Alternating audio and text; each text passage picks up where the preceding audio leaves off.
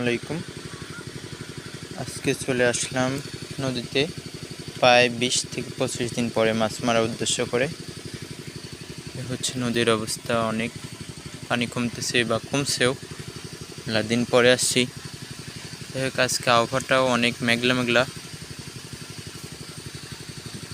এই হচ্ছে মাছ, 4টা টোপ দিছি। আজকে বেলা করে নদীতে আসলাম, এসে 4টা মাছ পাইছি।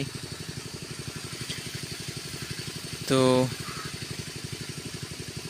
এখনো বড় মাছের কোনো লক্ষণ পাচ্ছি না, কোনো কিছুই পাচ্ছি না। আকাশ মেঘলার কারণে মনে হয় এমনটা হচ্ছে।